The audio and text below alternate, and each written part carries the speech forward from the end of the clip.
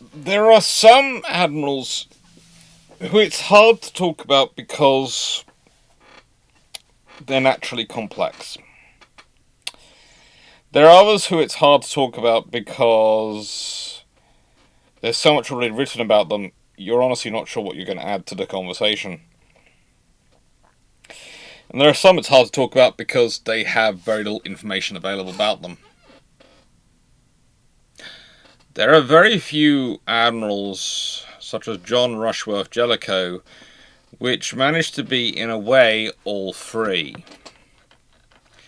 Because for someone who has as much written about him as there has been,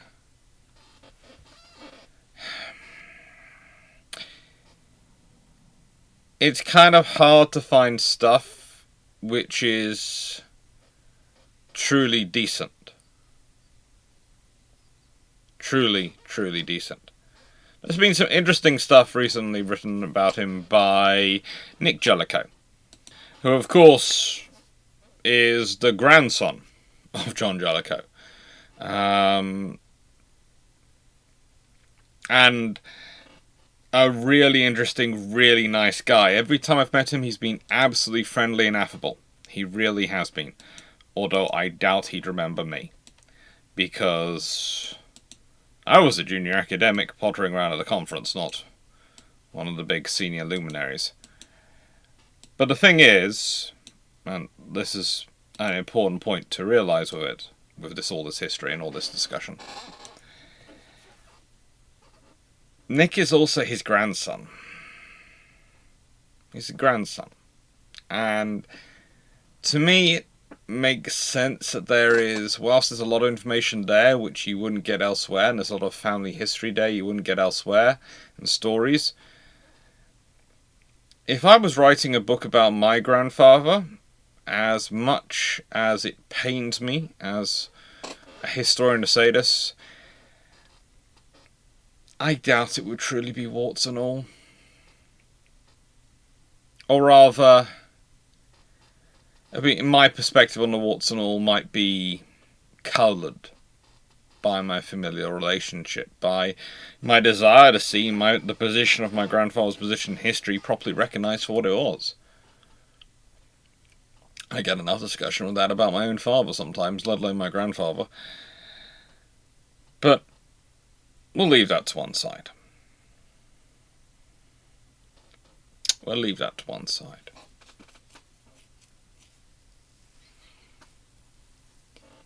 Jellicoe himself was an author. Himself, he'd written some interesting works. And he'd done a good job of it. He really had. He really worked hard in his career to develop knowledge and understanding of naval operations.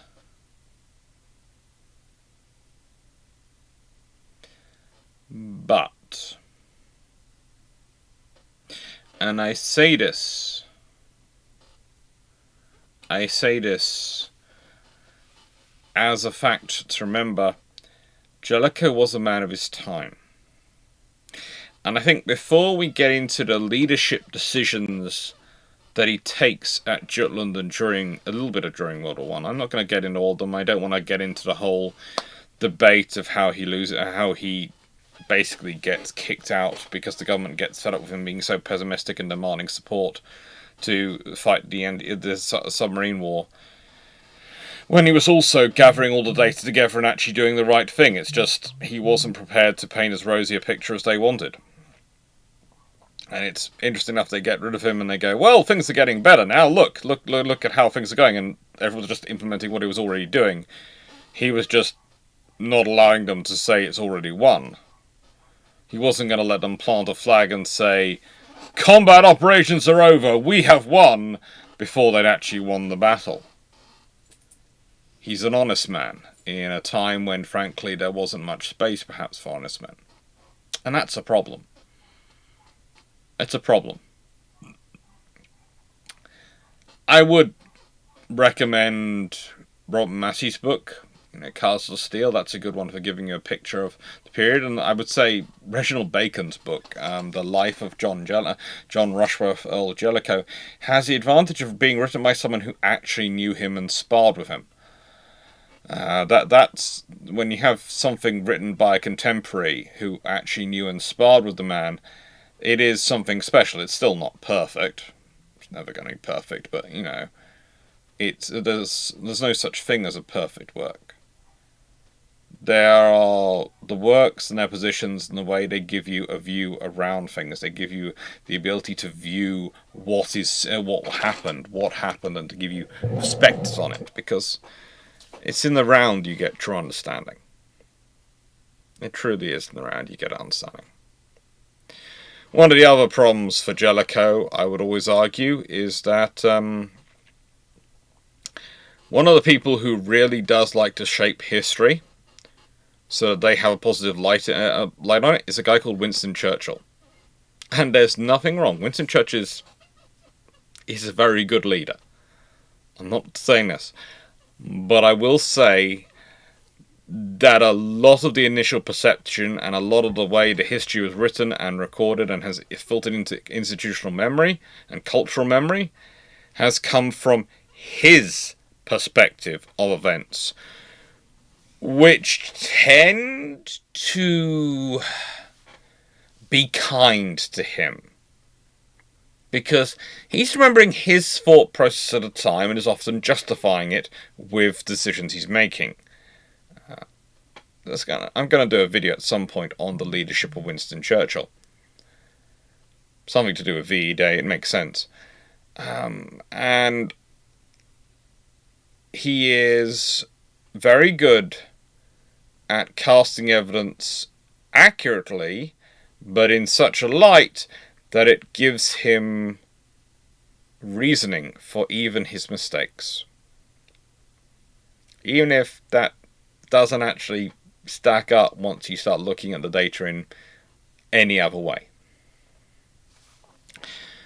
With Jellicoe, well, his early career is the interesting point.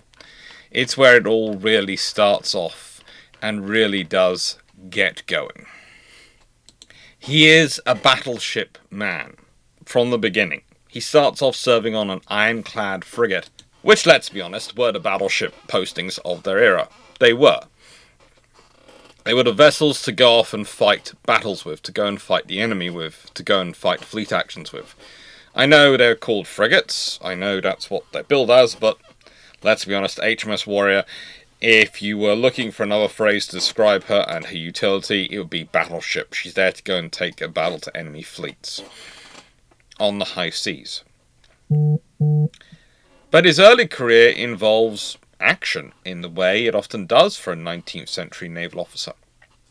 He was a lieutenant in charge of a rifle company in a naval brigade during the Egyptian War of 1882 and distinguished himself. He'd been in the Navy for 10 years by that point, and he is leading a rifle company of naval personnel in a naval brigade in the Egyptian War of 1882. He's served on a few ships at this point, he's had a bit of experience, but the point is, he's getting his combat experience not in naval combat, not at fighting at sea, but fighting ashore, because often the Navy is a useful source of extra personnel when you've got these events going on. You need them for the artillery formation and to pull things along, to move that help the logistics. And often they're the closest there. It won't be his only time of ground warfare service. In fact, we're going to be talking about that in a bit. But from a young age and from an early point in his career, he is accustomed to warfare. He might not like it. It might not be the same as warfare would be on the trenches. There is something stark and horrific about trench warfare in World War I that is a curious fruit of all the various technologies that come available at the time and the geographical scenario they find themselves fighting in. But the fact is, he was still experiencing warfare from a young age. A very young age. If we consider his actual age at this point? Well, he'd been born in 1859. He joined the service when he was 13. He's 23 years old. 23 years old. And he's leading a company as a lieutenant in Naval Brigade during the Egyptian War of 1882. He spent his entire time at this point primarily doing service aboard ship in the gunnery section, learning the guns, learning how to use big guns, and now he's handling a rifle company. And he does it well. He's an adaptable leader. He's also considered a reliable leader. He comes up with interesting ideas and solutions to problems, and he solves those problems. He's already starting to make a name for himself in the Royal Navy even as a junior officer, with senior officers as someone they can rely on to solve problems. That's useful. That means he has value. It's also going to accelerate his path to seniority because, let's be honest, if you're useful to senior officers, they will tend to want to keep you with them, and if that involves making sure you get promoted, they'll make sure you get promoted. And the more useful you are to senior officers, the more senior officers who tend to want to be known to you. His other recurring theme for his career, other than being in demand by senior officers, is being in demand from HMS Excellent, which was the gunnery school for the Royal Navy at this point. He qualified as a gunnery officer in 1883 and was back at the gunnery school as an instructor on the staff of it in 1884. He then returned to head the experimental department in December 1886. You might notice there's a theme going on here. Later on, he will return to it again. He'll serve on the appointed Assistant Director of Naval Ordnance in 1889. He basically spends the vast majority of the 1880s either involved in training people how to use guns, in training how to use guns better himself, in training others how to use guns, in developing better guns, or in overseeing the development, training, and training and use of guns. He is a gun specialist, and he's a very skilled one. We've often talked about Admiral Lee on this channel. Of course, Xing Lee is famous as an American admiral in World War II who achieved a high degree of gunnery proficiency on his ships. Well, if you're looking for an admiral who has a similar obsession with firing guns in World War I, you don't have to look very far. You're not looking for one of the obscure officers. Jellicoe is it.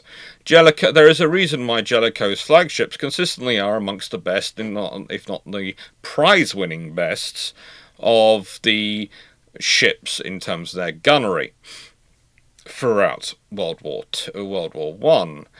As a rule, Jellicoe tries to be very cautious about it. He doesn't like to tend to give his ships the prizes because that might stink of favouritism because he is the Commander-in-Chief of the Grand Fleet. But he will do it where it's fair. Just like, in the nicest way, if you try and rush him out of his golf game, he will be very upset with you. He will do the golf game at a run. At a run. To make sure he gets round the holes quickly enough and doesn't cause play to stop for others. But, oh Lord, do you not rush the man. He will go as fast as he can, but don't rush him. Thankfully, no one really was silly enough to try that much. But while doing all that gunnery work, he also wins a Board of Trade silver medal for rescuing the crew of a capsized steamer in May 1886. Think about that. If you have an officer to pick, who do you pick to go head a boat crew to go out and recover people who are from a capsized steamer? Well, apparently it's the gunnery officer on your ship. Or if you're the captain, let's be honest, there's officers you cannot afford to risk.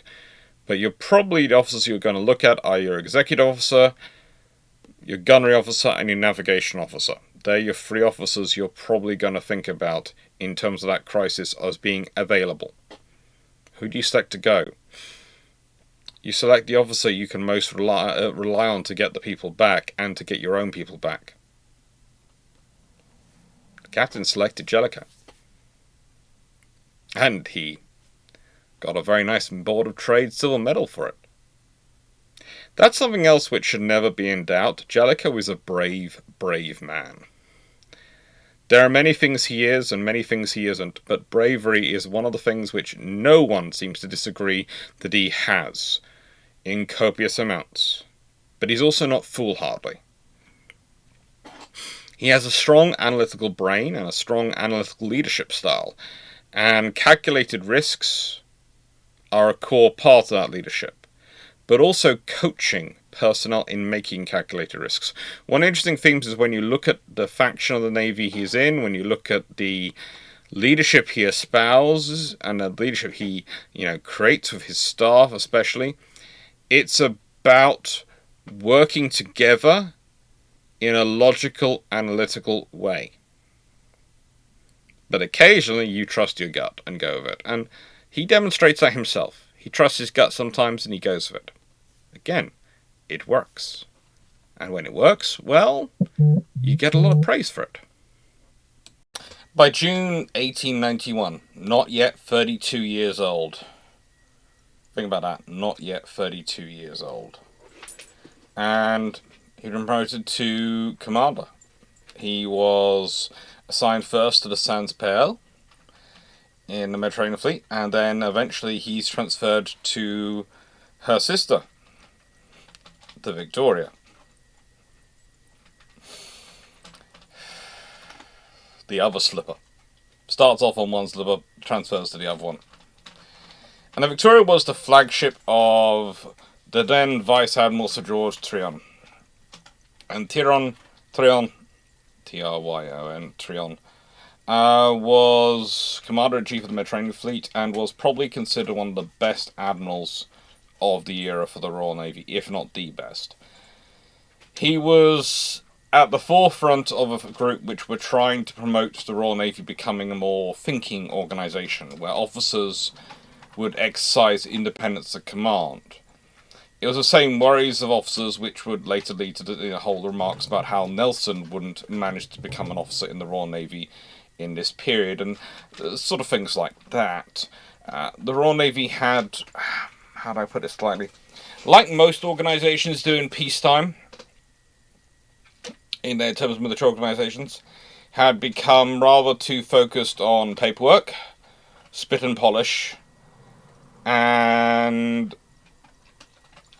basically doing exactly what you're ordered, so you don't cause any trouble and to get promoted. But the trouble is that isn't how you win wars. And please note, no organisation is safe from this. All of them suffer from it. I've seen various articles recently, including there was one very interesting, and this will forever date this video. There was an article recently published by the US Naval Institute Press on their online forum, put together by a young officer, suggesting that you need to bring the warrior ethos back into the US Navy by having SEALs become senior officers on ships. And the US Navy SEALs are absolutely exceptional Special Forces operators. But the thing is, parachuting them in to command a carrier, they've never done carrier ops, never commanded, controlled them, never flown from a carrier, and you've also got to put them through nuclear certification, and all that, and they have to do all that and all that time, and you also still can't be using them as a SEAL. Or they've got to go to regular warfare. And the thing is, I'm gonna say this. In wartime, that might work, but usually the people you have who go into special operations, whilst they have a very high degree of patience and self-control, they don't have a very high tolerance of the kind of things you have to do in a peacetime navy as a mission. There's very much a case of, right then, we've got to manage these things in this way. And this is no discredit to them. It's just, you're looking for a very specific personality type for Special Forces. and you then train that personality type to be the best it can be at that. And then you're asking to do something which is very different. We're talking about it used to be quite standard that, very few officers would make the jump from destroyers to cruisers. It's more likely you would find a captain of destroyers, when promoted, would go to a battleship or a very small cruiser, but never the cruisers in the middle, usually, which were the centerpieces, unless they were a very special personality. The cruisers which were taking the lead in diplomacy. Because you pick destroyermen for their aggression, for their combat tenacity. Your crews in peacetime take the lead in your diplomatic efforts, in your signalling. In other words, one group you pick for their ability to finish fights, one group you pick for their ability not to start fights and to tolerate BS. Okay? Because they have to do so much diplomacy. Those personalities, very rarely does this one person have both. There are exceptions. There are people who do have both, and trust me, those people are worth their weight in gold, but they're kind of rare. Think about your friends and think about everyone you know. Now, the thing is, that's the modern discussion we have going on, and I've had this in to illustrate this discussion of officers' roles goes on for as long as we have had them.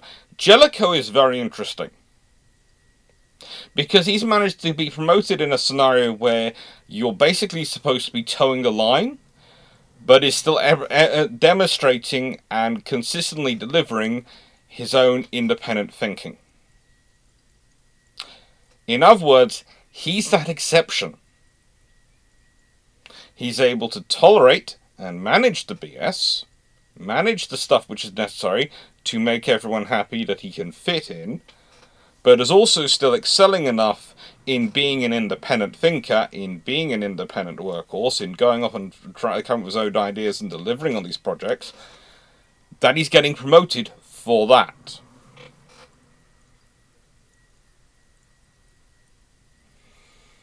It's a skill. And I would say the lesson he sees in the Mediterranean fleet, especially when, and this is why I've put Victoria sinking here, because he was aboard her. He was a commander aboard her when she sinks.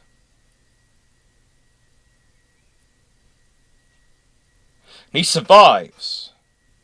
But he's had a very real lesson in the problem of having unthinking subordinates and people who are not going to think through the orders they're given. And suddenly, this to me makes a lot of sense when you consider the orders and standing instructions he gives to the ground fleet later on, in how he structures and frames the ground fleet's operations, how he approaches their operations. Because he had this experience. He witnessed it first-hand and survived. And then he goes on and serves on HMS Ramillies, the next flagship. He really does get the leadership training. He really does get the skill set early on in his career. But soon he's a captain.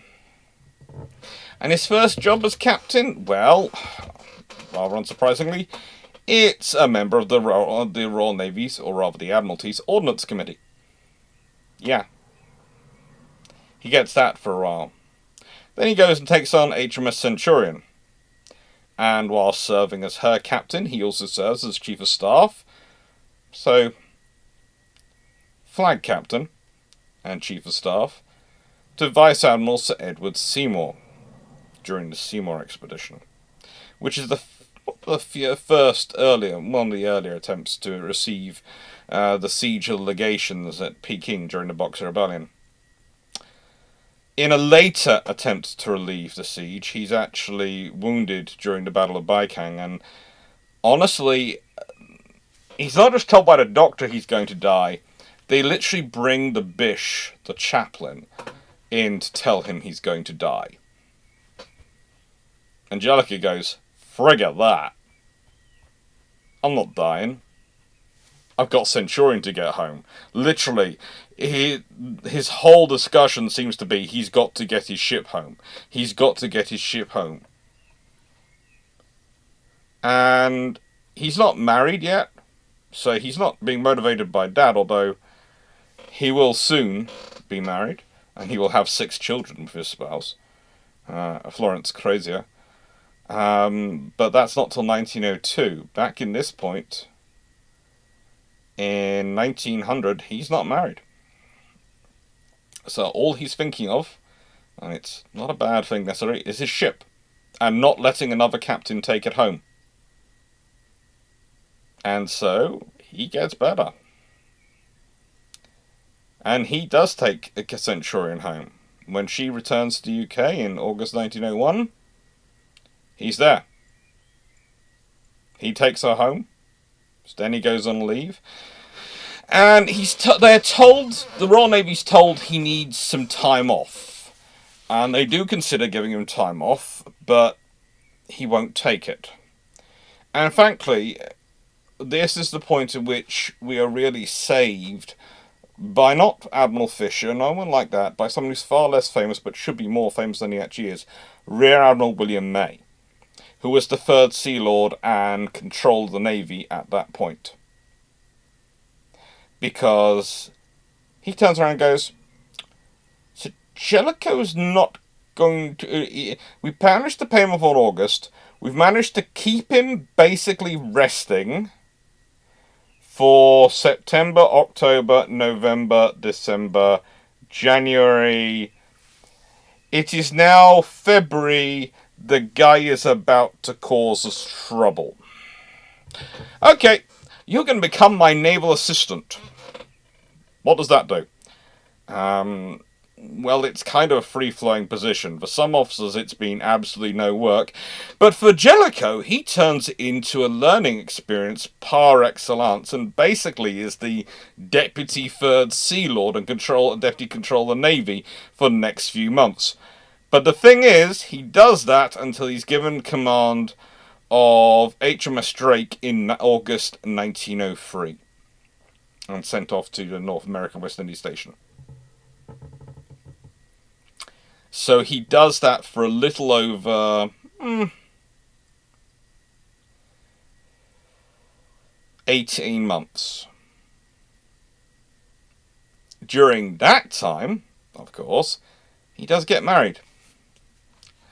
And Florence and he have apparently a wonderful life together. They certainly seem to have great care. They get married in July 1902. And she was the daughter of a shipping magnate, Sir Charles Crazier. He got his brother, Frederick Jellicoe, to conduct the service. And they would have a son and 5 daughters. By the way, his son, George Jellicoe, how do I put this politely? There are discussions over his career in World War II. But honestly, all I can say is this. Coldstream Guards, Special Air Service, Special Boat Service, and all sorts of other things are what some of the units are listed as. He seems to have basically wandered around the world deciding to be a one-man private Special Forces organisation, and very successful at that too. Very successful. Had a fairly good career. Was also was not quite as, let's put it this way, single-minded as John Jellicoe seems to be when it comes to his affections, but we'll leave that to one side. That's a whole other video about George Jellicoe. John Jellicoe needed this time. This was also the time where he really gets familiar, and his introduction with the Admiralty, with Whitehall, with dealing with the politics of how to manage ministers. And if you consider what he does during World War One, if you consider what he does even as 3rd Sea Lord himself prior to World War One, but does during World War One, and especially when he becomes 1st Sea Lord, and how he manages them, This is where he gets his learning experience. And yes, eventually he loses that role, but when you look at Jellicoe and the way he was running it, I would argue that he knew he was putting it close and was probably pushing to the end that they will want to get rid of him, and will accept that. But he's also going to keep making his case the best he can in a way which forces the politicians to do what he needs them to do. And he knows they won't listen to him unless he makes it really clear to them, because I wouldn't say they're so much captured by the army as they are captured by the Western Front. And you can rightfully argue that. So in First World War, that is a critical theatre. That is the theatre where you're constantly getting all these pictures coming out of all the terrible things going on. And the trenches are a truly awful place. But the trouble is, if you're then a navy trying to fight something like a convoy war in World War One, when you haven't fought a convoy war against submarines ever before, but there are some lessons from history of dealing with surface raiders, etc. But you're having to make the case for all these pieces of equipment to try and get their attention long enough to get the funds, get the support you need from them. That requires rather a heavy sledgehammer, which is what he focuses on and what he delivers. His last ship is the Drake. This is the last one he has personal command of. And it's a beautiful ship. He gets the North American West Indies station. It's a nice place to be appointed to. Let's be honest. This is a man who's found war in the Mediterranean. He's found war in the Far East. Honestly, I honestly think when they sent him out there were a lot of people hoping that he wouldn't continue with his previous experience and would find a peaceful time. Hopefully a very, very peaceful time. But yeah, he was a captain from 1903 to 1904, and, well, he does the duties of her. You know, they wander around the North America West Indies station. They do port visits. They do the diplomacy. They do the presence mission. They do all the things which you need to do to demonstrate your commitment to international security, maritime trade, and the British interest around the world. And he does them. And it's a good ship for doing it. And he's a good CO doing it. He shows off some real skill when it comes to diplomacy, to friendship.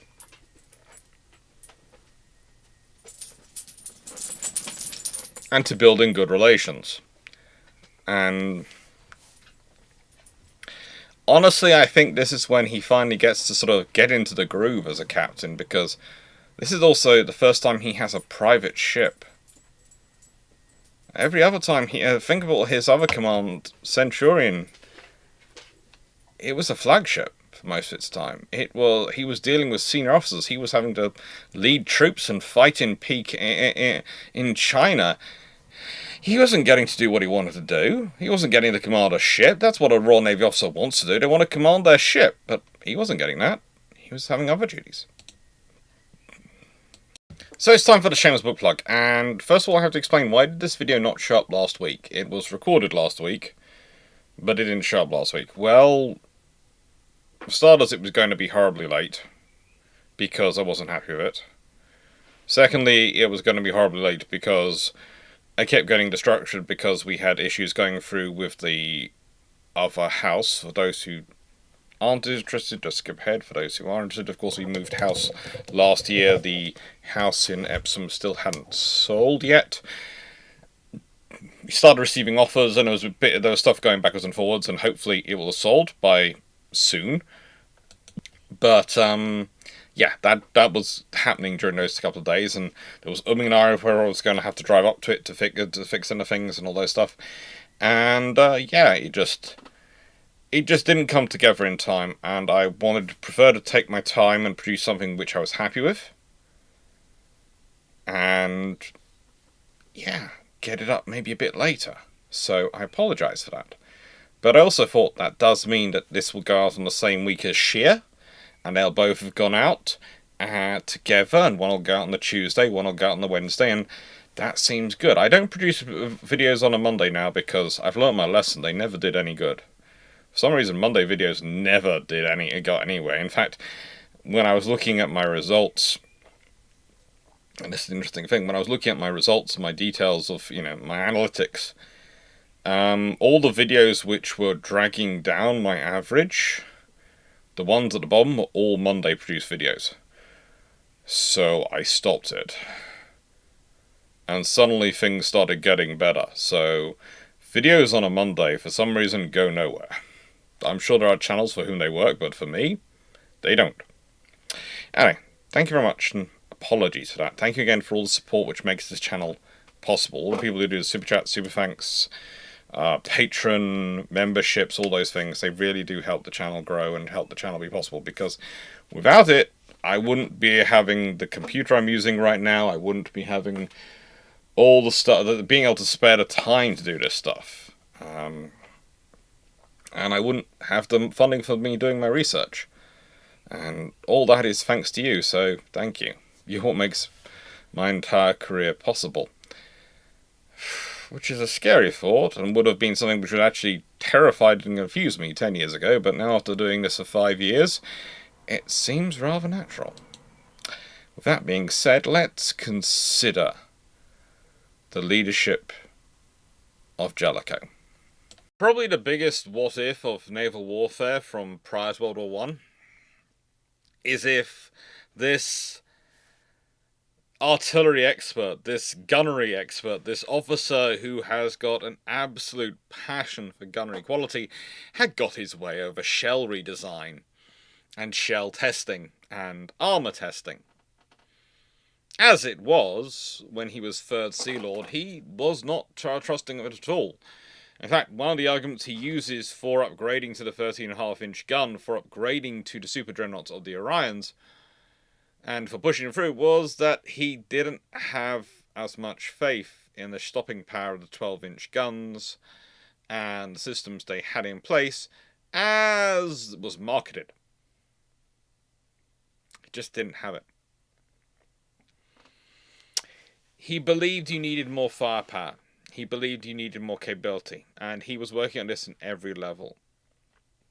When we consider Jellicoe as a 3rd Sea Lord, the 3rd Sea Lord's job is really to sit in the future and the present simultaneously.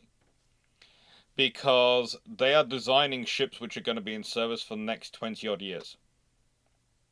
So they have to imagine the realities of service for the next 20 odd years in their minds. And then they have to look at the technology which is available at that time and work out what fits. And yes, there are designers from the constructors, naval constructors. There are various other naval officers, various teams involved in assessing information and bringing it to them. But ultimately, the buck doesn't stop the 1st Sea Lord. The buck doesn't stop the 1st Lord of the Admiralty. The person who the Navy is going to blame, the person who the Navy are going to expect to deliver, the person who the Navy are going to look to have done their duty, is the 3rd Sea Lord. For Jellicoe, this is a very important requirement, therefore. This is something which he's very much focused on. And it's also an example when we look at his battle cruisers, because he's moving them rapidly towards battle cruiser one-words. And honestly, he would prefer fast battleships. You can tell that with the studies going in, the development.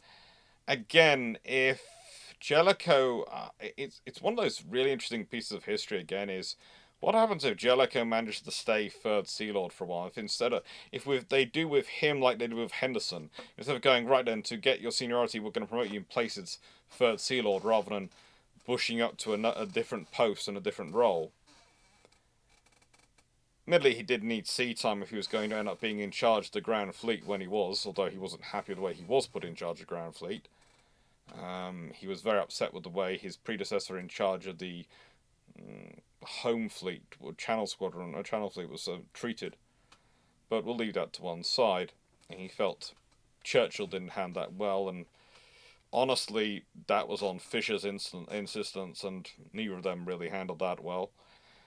But leaving that to one side, if he had been left as Third Sea Lord for longer, he was growing more and more powerful. He was growing more and more capable. He already had this apprenticeship, as discussed, and as in the Sea Lord, Office of the Sea Lord, being the Naval Secretary to the Third Sea Lord, studying and learning all that, adding in all of this knowledge, all his previous knowledge, and now the power of being Third Sea Lord. The longer he is in post, the bigger the changes he can do. Again, I would use the example of Admiral Henderson, who's in post for 6 years prior to World War II. If you look at what he achieves in the first 3 years, 33 to 36, versus what he achieves in 36 to 39, it's massive. First 3 years, he's powerful. The second set of 3 years, he's basically running the Navy when it comes to its future, when it comes to its technological development, when it comes to all the decisions being made. Pretty much everything is going through him. Pretty much everything is going through him. If we consider Jellicoe, therefore, he's October 1908 to May 1910-ish. There is a whole debate as to when exactly May, whether it's December, some point in that period, 1910, that he gets moved on to the Atlantic Fleet from being Third Sea Lord. In other words, he does less than 2 years in post. And the argument is he's moved out because the politicians are starting to get a lot of phone calls from very upset members of the armaments industry because he's trying to push through standards and changes. Leave him in power any longer, and I guarantee you get an early version of the Green Boy shell prior to World War I. There's no doubt in my mind. Because when we look at the work which goes on, which does lead to the Green Boy shell, pretty much they are implementing every single one of the steps which he was advocating for and he was pushing for when he was Third Sea Lord. So whilst the technology wouldn't be quite the same, there wouldn't be as much experience of shell production, as much experience as there was by the time they're pushing for it after the Battle of Jutland, there's going to be a lot there. So let's say you might get shells which they would be maybe equivalent to the Green Boy, or 90% equivalent to the Green Boy, which is probably one of the best warship shells ever produced, especially when you consider for its time period. Okay, if you want to put it up there, it's up there for me in terms of it's the World War I equivalent of the Iowa Super Heavy.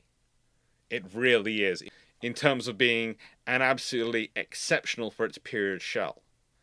It really is a good system. It really is a useful system. And having that prior to the war, if we consider the battles which take place and the British operational experience and the combat experience of their shells, that could seriously start to add up in attrition rates on the Germans and throughout the course of the war. If you go back to the Dogger Bank, if you go back to other skirmishes between the battlecruiser formations, between the battlecruiser, let's be honest, squadron, and then the battlecruiser fleet, as it was later known, and the first scouting group,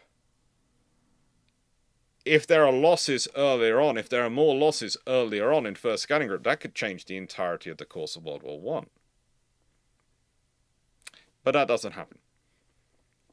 However, he does start the Royal Navy on the path which will lead inevitably to the Queen Elizabeth class as a first attempt at a fast battleship. It's one which I'm going to be discussing later as the year goes on, because there have been a number of questions recently about why did the Queen Elizabeth class not be a fast battleship, and the answer is, honestly, because the person who had the idea and the person who was trying to push it through were both facing a lot of competing interests which didn't really get the vision. Or rather, didn't see the value in the vision, because you have a fast ship, the battlecruiser. Why do you need a battleship to be fast?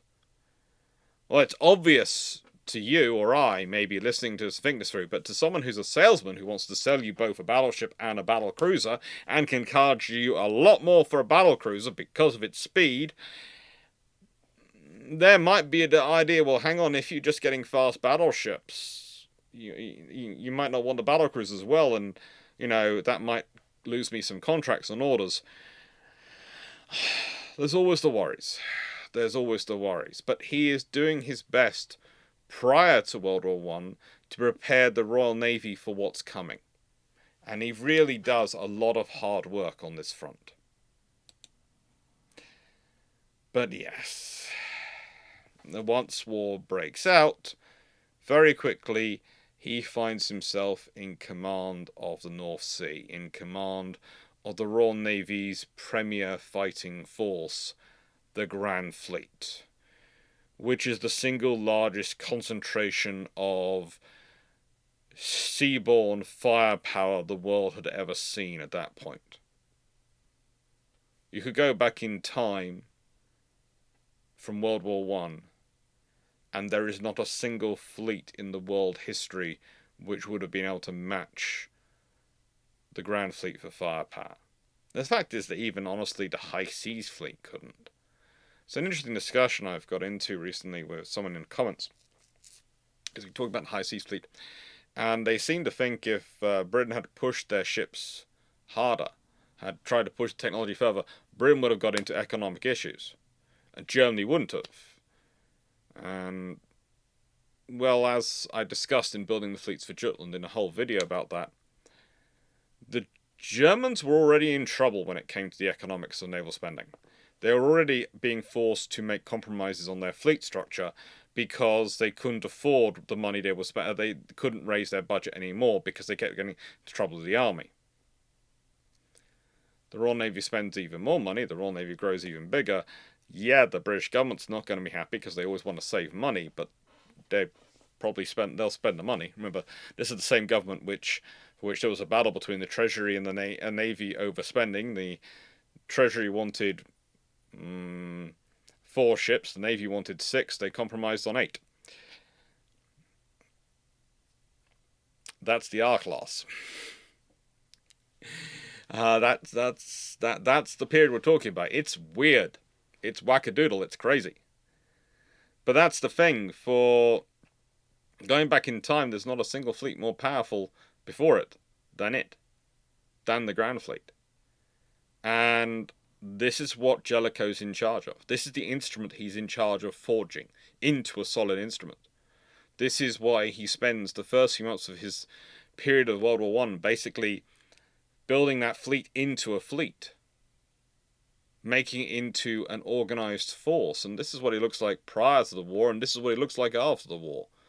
This is the pressure of command.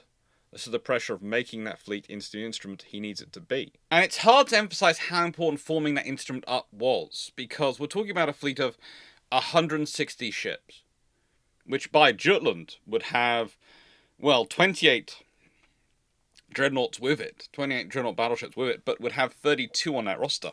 We're talking about a fleet which needs to act as one. We're not talking about the forces like we had by World War II, where they'd be individual task groups, and then those task groups would act together as a task force, interacting with each other on these sort of small levels. No, we're talking about a force which has to act as one unit. We're talking a fleet doctrine and a fleet reality, which is, in many ways, closer to some of the Age of Sail doctrines than modern warfighting as we understand it. This was the totality of the Royal Navy. This was the biggest sledgehammer ever brought together. This is what, in many ways, the Grand Fleet model is what the Americans will be building their battle fleet model on when they have their battle fleet and scouting fleet concept post-World War One. Because let's be honest, what is the scouting fleet, which was supposed to be built around Lexington-class battle cruisers, and the battle fleet? What are we talking about other than the battlecruiser fleet and the Grand Fleet? We're literally talking about that model carrying on. This is a huge concentration of force.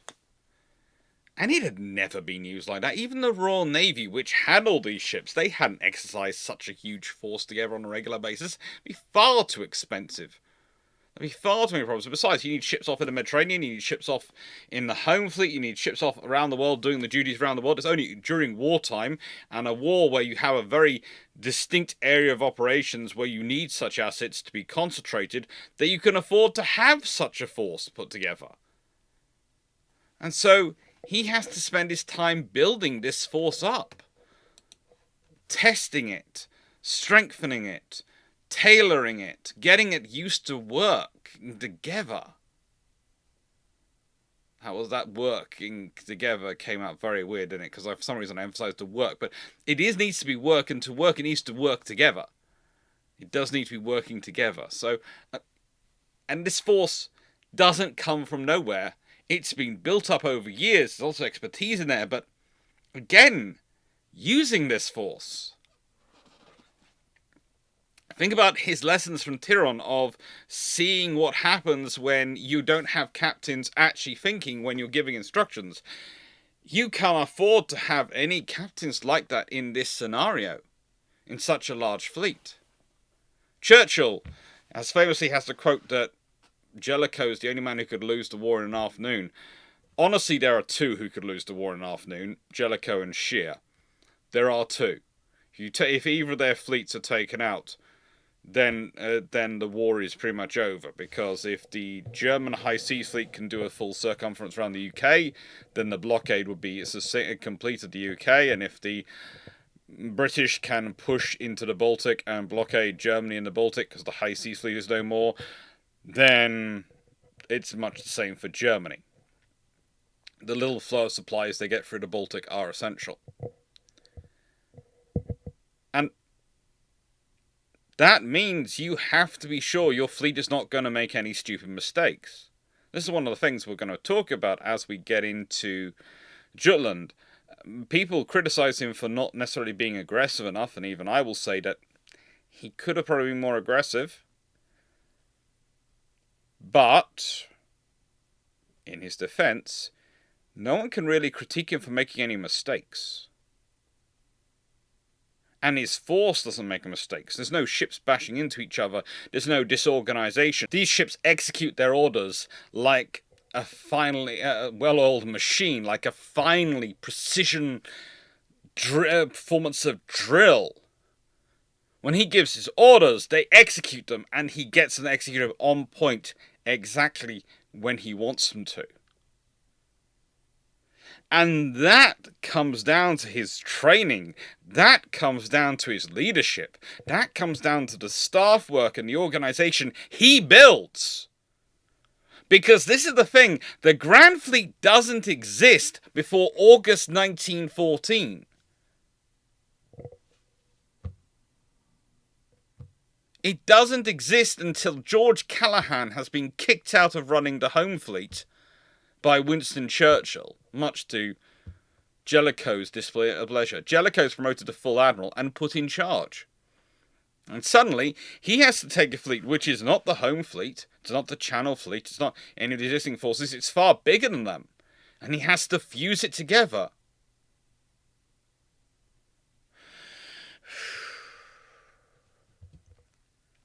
And he has to do this all while coordinating operations in the North Sea, whilst maintaining the blockade, whilst building up the defences at Scapa Flow, because that hadn't been properly invested, because God help us, getting a British government to properly invest in infrastructure for the armed forces in peacetime. Oh my. That's so 19th, 18th century of you to think they presume that. It's a constant work to get this fleet ready, and to keep this fleet operating, and to keep this fleet at a peak of operations. You have to remember that he's not building up with the knowledge, I'm going to have to fight this battle in 1916. He might be fighting this battle tomorrow in 1914, or anytime in 1915, or 1918. He doesn't know when he's going to get to fight the big battle. And there are many times where Germany comes out, where the High Seas Fleet comes out, or is thought to be coming out, and the Ground Fleet mobilizes. And nothing happens. Nothing happens. There are times when it's only their scouting group which is coming out on a raid, and the Ground Fleet mobilizes, and nothing happens. And he has to keep their morale up. He has to keep their fighting timbre up, and he has to keep up their drill. And he approaches many things to do with this. One of them is a live fire exercise. And by the way, one of the problems I would argue for a lot of the people who have, how do I put this, were very happy to get rid of him as Third Sea Lord, find that they start getting, immediately he's in charge of the ground fleet, the same noises coming back about the quality of shells. And remember, as Grand Fleet Commander, and with a lot of live fire exercises, he can do a lot of testing of his own shells and start complaining. Doesn't mean they listen to him. Doesn't mean with the shell shortage on the front and the issues they have with getting ammunition out to the army that they are going to actually give him the support and attention he needs, because no one has infinite resources and infinite infrastructure. But he is still putting forward the case. Strongly putting forward the case, and strongly trying to set an example of leadership. Again, I started off this video by talking about his golfing. And his golfing at Scapa Flow, and how you didn't disturb him, but he would also do it at a run. He would literally hit the ball, watch the others hit the ball, and run to the next tee. There was no leisurely walking. We go through at a pace. We set an example so that everyone gets a chance to play golf. Everyone gets a chance to exercise and fitness. Everyone gets a chance to maintain their health and to get a break. And he does his best to ensure everyone can have these forms of breaks. Everyone can have a chance at their own ways to get some breaks. And this doesn't mean there's a separation in terms of some of the activities offered to officers and sailors and NCOs, but that's also sensible, because, let me put it this way, if an officer is a good officer, they're not going to let their hair down when they've got their sailors around them and have a bit of a resting time, because they're responsible for them. They're in charge of them. They have to set an example. And it's the same for NCOs, and it's the same for upwards. If you're a sailor and you've got your captain sitting there next to you, you are probably not going to have a nice, relaxing time. You're probably going to be on your best behavior, because you're mentally going to go, if I muck up, he will see. So the trick is to have enough interaction that no one goes too wild, but not so much interaction that anyone feels the pressure still on. And he sets up facilities for that, to allow that and to keep that going. And it's worthwhile noting that when people take over and when BT replaces him as Grand Fleet Commander, BT doesn't change anything.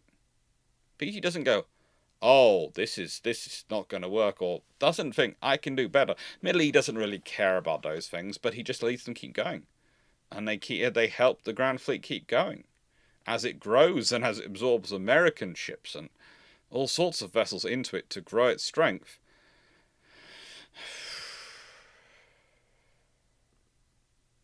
And it's Jellicoe's legacy which provides for it. It's the leadership Jellicoe has included, and I would say it's also his leadership which has probably led to the gunnery obsession in the Grand Fleet. We have often talked on this channel about the differences between the Grand Fleet and the Battlecruiser Fleet in terms of their opportunities for training. The fact that you have far more space for actual live fire drills and actually firing the guns, and therefore actually measuring your targeting ability rather than just running dry simulations quietly in Scapa Flow than you do in the Firth of Forth. And yeah, it helps him. It helps him, but also he is a gunnery specialist, and quite often you will find him when ships are doing gunnery drill, you will find him watching them and him sending advice. there were many gunnery officers, many gunnery officers who received some notes, some small bits of advice. And sometimes they'd come back informally, quiet discussions with captains. Sometimes they'd come back formally, especially if they'd done a really good job. Apparently it was something as if they'd done a really good job, notes would come back. Notes would come down of commendation of, oh, that was really good gunnery. Please pass that on to your crews. So he was very much, it seems, when it comes to the gunnery training, praise in public, critique in private. And he was very good at this. And this is one of the things which builds up quite such an affection for him in the Grand Fleet. Jellicoe is... he's not necessarily, as a commanding officer, a warm officer. He's not the one who's going to be very matey with you, having drinks with you, or, you know, giving out hugs and those sort of things.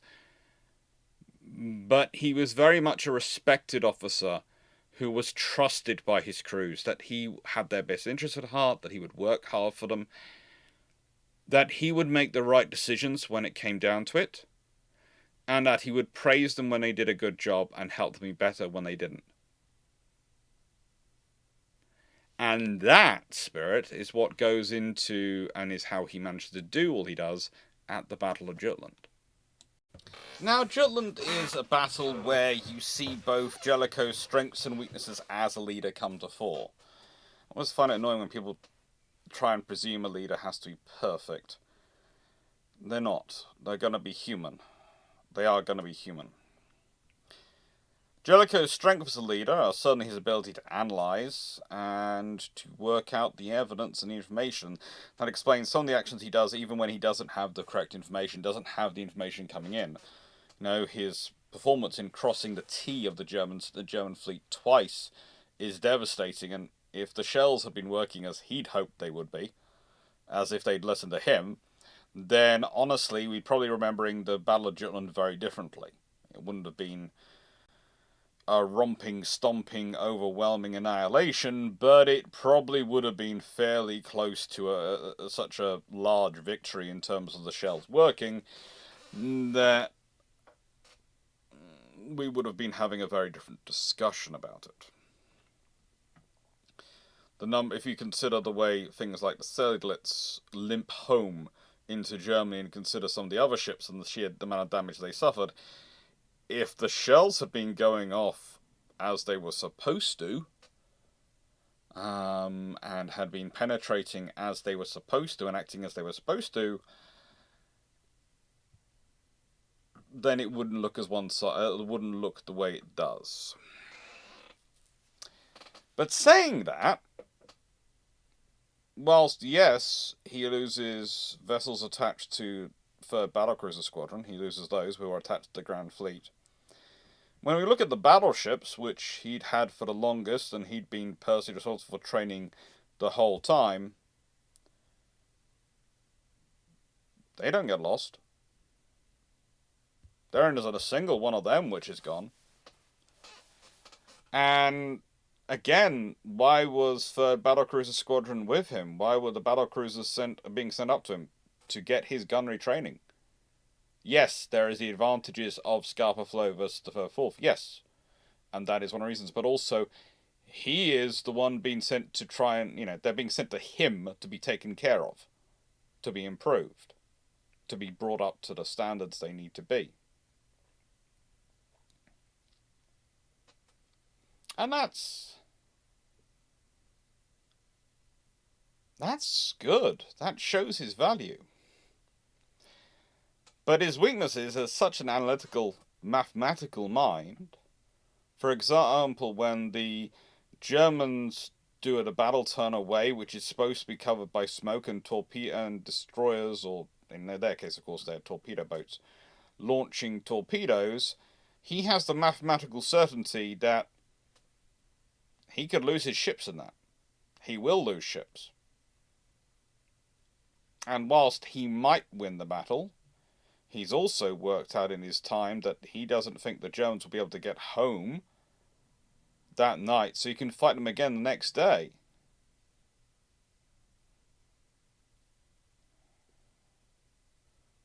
They could do it twice because they had ships to throw away both times. They couldn't necessarily do it a third time.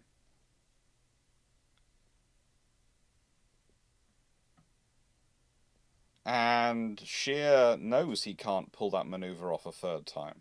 It's one of the reasons why he tries the night escape, why he does the operation he does at night, which, as I've said before, lead to a whole level of focus on night fighting that is beyond normal for the Royal Navy, for any navy. But the Royal Navy is obsessed with night fighting into the 1920s and 30s, which is what leads to their performance in World War II when fighting at night. Because they have spent pretty much, by the time you get to World War II, the last 23 years refighting the Battle of Jutland and going, they got away from us at night. They'll never be able to do it again. It's been constant. And in many ways, again, that is a legacy of Jellicoe, because after the Battle of Jutland, after the events of that, one of the first things he does is start trying to push for night exercises. Night fighting doctrine.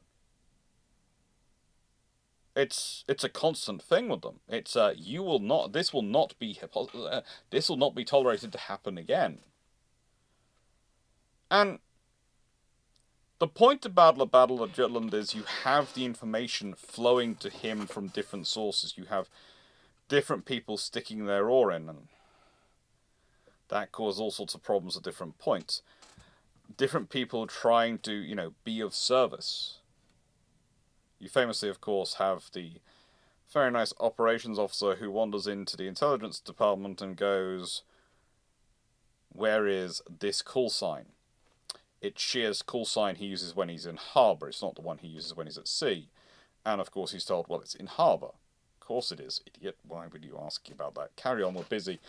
And goes and sends a message out to Jellicoe the High Seas Fleet hasn't left harbour. Which of course is completely incorrect. But you get people trying to be helpful. People want to be involved in the great course of events. They always do. And it's also a problem when it comes to evaluating officers like Jellicoe and their leadership, because it comes down to, do you think Jutland was a victory or not? I'd say it's definitely a strategic win for the British, but it's hard to argue with the loss of ships that it wasn't, at least on the tactical level, not a victory. But there again, there's two phases of the battle. I'd argue that definitely the battlecruiser phase, that's the problematic phase. And also, I'd argue that the whole scenario of having the battlecruisers in the fight, which had been something which Jellicoe, remember, hasn't wanted. He was the guy who was pushing for the fast battleships. He was the guy who was pushing to get things like the Queen Elizabeth class into service. He was the guy who was trying to push the battlecruisers more and more towards the economic global operations paradigm rather than the fleet scouting paradigm. Or, if they are fleet scouting, they don't take part in combat. But no, let's tack him into the fleet, because, well, despite the fact that we have more dreadnought battleships at this fight than the Germans have dreadnought battleships, battlecruisers, and, for want of a better phraseology for this discussion, pre-dreadnought battleships combined, it still provides us with even more firepower if we bring in the battlecruisers as well, which is why you have 3rd Battlecruiser Squadron where they are, trying to maneuver where they are, where they get hit. It's why you have other ships where they are when they get hit. Because they're trying to maneuver into positions, because they're trying to form up into that fleet. And because, ultimately, people take the battle part of a battlecruiser's definite naming as meaning that they are just as worthy of being in a battle as a battleship. Which does mean probably Fisher is owed some of the blame for that, because he could have named them frigates, which was something else he considered. But he decided to go with battle cruisers. Originally, it was 2 words. In fact, originally it's Dreadnought Armoured Cruiser, that becomes Battle Cruiser, 2 words, and eventually, because the press doesn't like 2-word titles, they like a single word, Battle Cruiser. But in naval terms, battle cruiser, of course, means a ship which is built to fight other battle cruisers, whereas a battle cruiser, 2 words, is built to fight cruisers. Nice and complicated.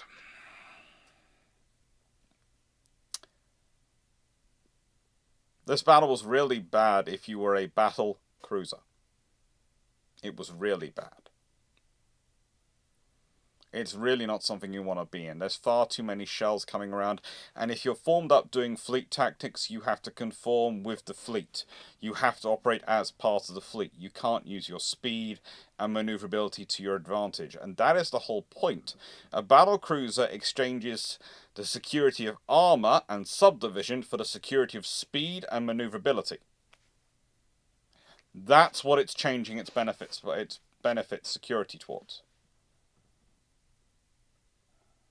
And the thing is, there is nothing Jellicoe can do to square that circle. There's no leader who can change that. If it's been decided there to be committed,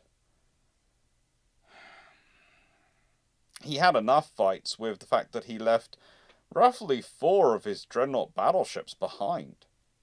He's got 32 assigned to him at this point. There's R-class 15-inch gun battleships. He leaves back in port because they aren't ready for combat yet, because their gunnery's not up to the standard he wants it to be. And he gets shtick for that. Believe it or not, there are some who, honestly, at the time, believed that he'd taken every single ship that was floating with him. Not the ones, of course, out in dry dock in refit, but the ones which were just, floating and just been arrived with him. He would have won the battle. You sit there and go, that's an extra couple of dreadnought battleships. How's that going to change anything, really? When you consider the numbers of force he already has with him, that's not going to dramatically change the battle, but they will argue it. They will argue it still.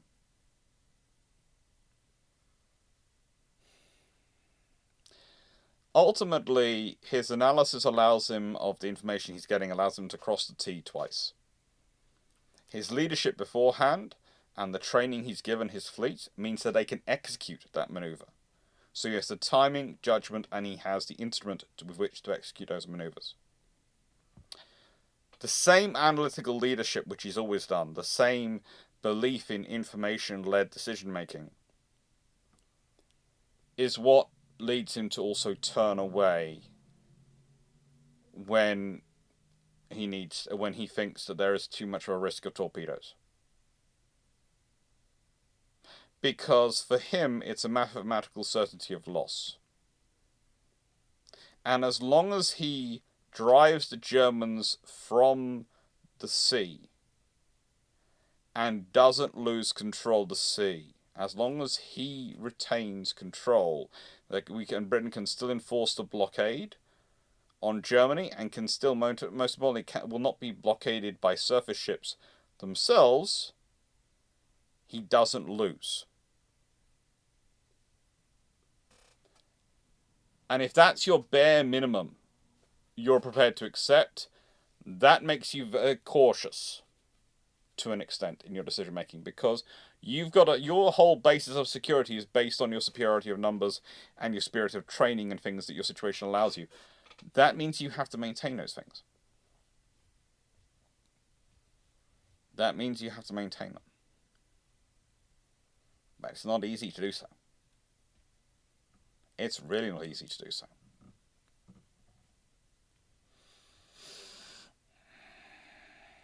There's also discussions which are worthy of his leadership of his relationship with Beatty. And the fact that Beatty doesn't send him the information. But the interesting thing is, that's because Beatty doesn't think to. And the trouble is with Beatty is he has a huge amount of respect for Jellicoe. When Jellicoe dies, Beatty insists on being one of his pallbearers. And that almost certainly kills him off as well. He has huge respect for Jellicoe. In many ways, he wants to be Jellicoe. But the thing is, Beatty, as I've said before, he would have been an Aegis Sail frigate captain and happy about it, sailing independently, running his ship. He's not very good at thinking about things beyond his own ship. He often runs his fleet actions like it's his ship with everything else tacked on. You can see that with his treatment of Evan Thomas, etc., of 5th Battle Squadron, during the run to the north and the run to the south. I think the problem for Jellicoe is that he can never really conceive of the idea of working around the chain of command in such a direct manner for subordinates or superiors. He'd always work through the chain of command. And I think if you're dealing with someone like Beatty, you almost need to ensure you have a captain or another senior officer in his force who's going to message you and tell you what's going on. Who's going to be sending out updates. The trouble is, that will most likely be seen by BT. But the thing is, there are ways of it being done. And it was done at this battle. Famously, of course, the cruiser commanders actually did start doing it and started sending information. That's why Jellicoe had the information he needed when he needed to make those decisions during the run to the north and the positioning of the Grand Fleet to do what it had to do.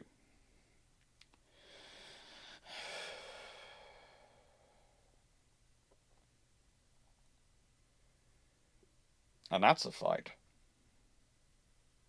That is a fight and a half. And it's thanks to those cruiser officers he's able to do that. And again, says something about those cruiser officers and Jellicoe, that they had the faith that if they sent out those messages, Jellicoe staff would pick it up, and it would pass information directly to Jellicoe, and Jellicoe would be able to act on it.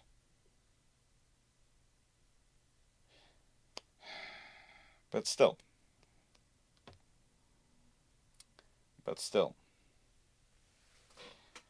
To be honest, Jutland is a classic example of information confusion and the importance of information.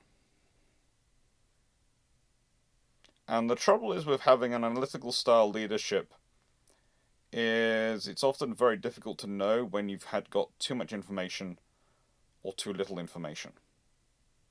Because you're slotting that information in and you're trying to build a picture from it. And that's kind of like assembling a jigsaw puzzle when you don't have a picture to put the pieces into to understand the relationship of the pictures. You have all these different pieces, and you're getting different ones being given to you all the time, but you have no idea how big the puzzle is, or what its picture actually is. You only have the pieces, and you're trying to figure out how they fit together. And you're making your leadership decisions based on that information.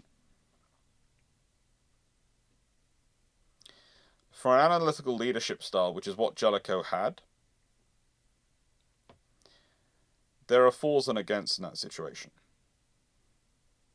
I think it's arguable, and I think it's definitely the case, that he doesn't make any mistakes.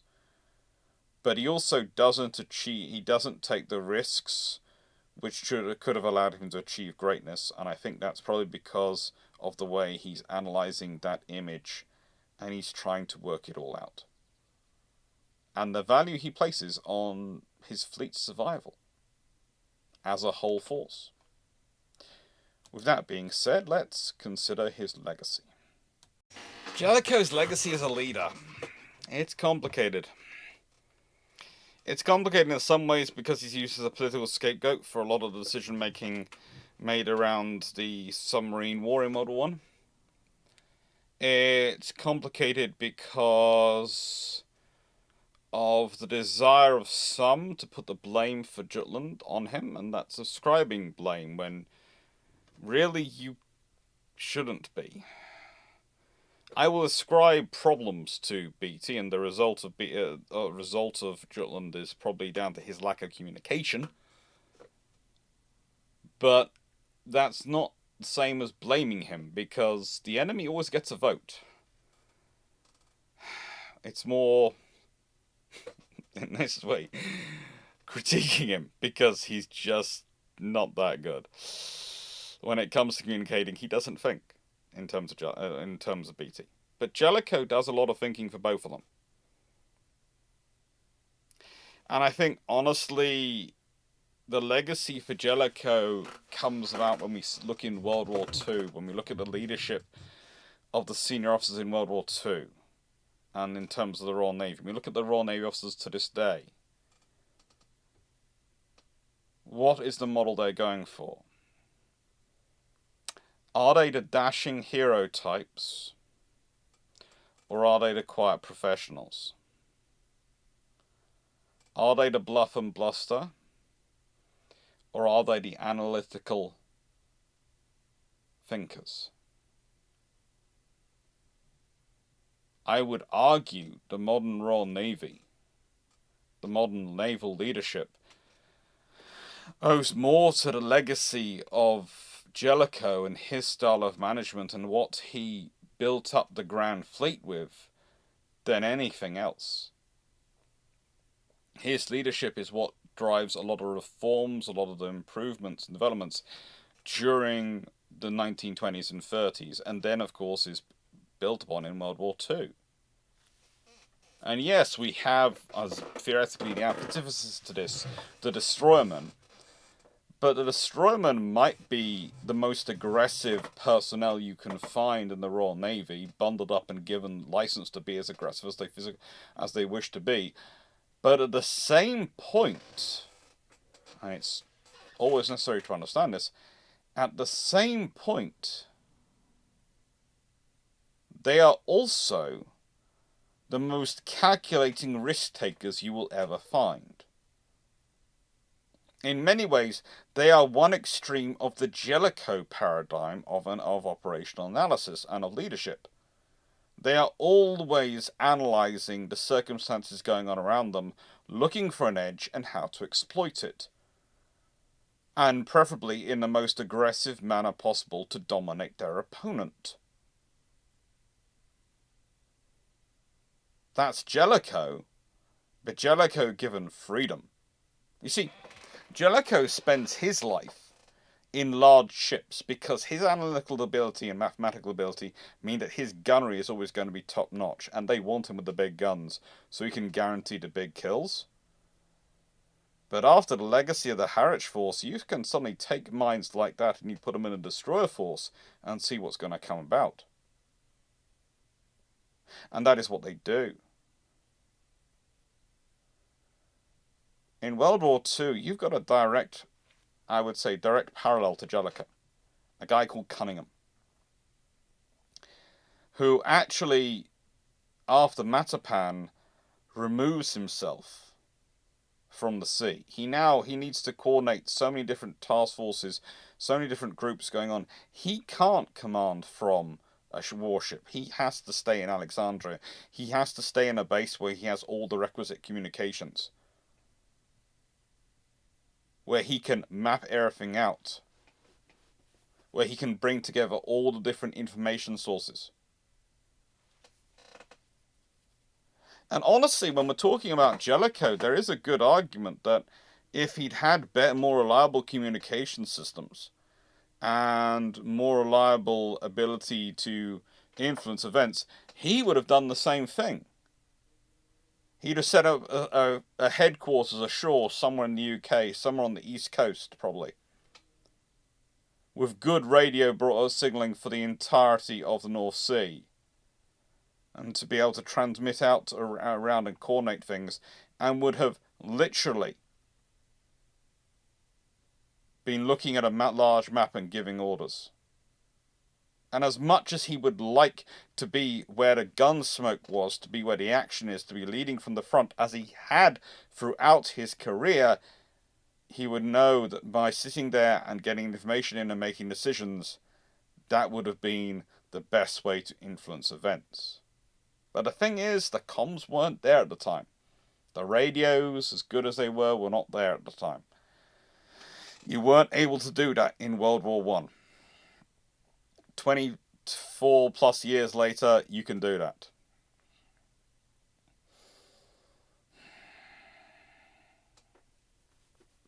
And that's the difference. That means he's there with the fleet. That means he's there leading the fleet, fighting with the fleet. And his flagship, Iron Duke, is one of the ships which is really racking up the damage. Again, Iron Duke, if her shells had been working as they were advertised to, not as they did, but as they were advertised to, would have probably racked up a fair number of impressive kills during the Battle of Jutland because of the accuracy of her gunnery. But that wasn't the case. And there's the other legacy of Jellicoe as a leader, because while he's first Sea Lord, later on, he has a young officer who'd served in the Grand Fleet on one of his ships in the Grand Fleet called Henderson come to him.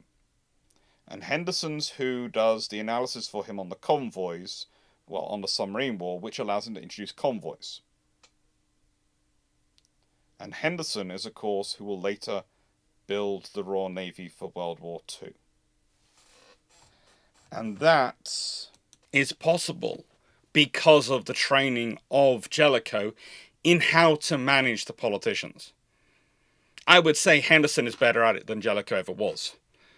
Henderson is probably a once-in-a-generation, if not a once-in-a-century, mind when it comes to managing the politicians and managing up to get what he wants.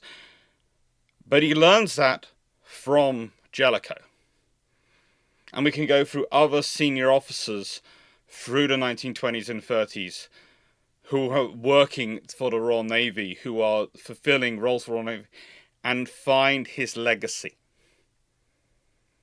He has not just built the Grand Fleet, he's built a legacy in terms of the officers he's trained up with it, and the men he built up in it, and the service he created through it. So yeah, his legacy, I would argue, of Jellicoe is the fleet which fights World War II. And the Royal Navy, which I would say comes today, and the much of the ethos which exists in Navy around, modern Royal Navy around about leadership, comes from Jellicoe and his style of leadership. Now, I always finish my videos with a question, and this one is going to be no different. I put Jellicoe in as an example of an analytical leadership style. A leadership style which is developed because of his experience, both in terms of gunnery, but also in terms of ship command and in terms of ground operations. So today's question is this. I want you to think about the leadership of officers in World War I. And I want you to think about which leaders had impacts on which navies in World War II. The US Navy is kind of easy as to which leaders have the most impact on their operations and perception operations in World War II, and it's Sims. That's easy. But think about the French Navy, think about the German Navy.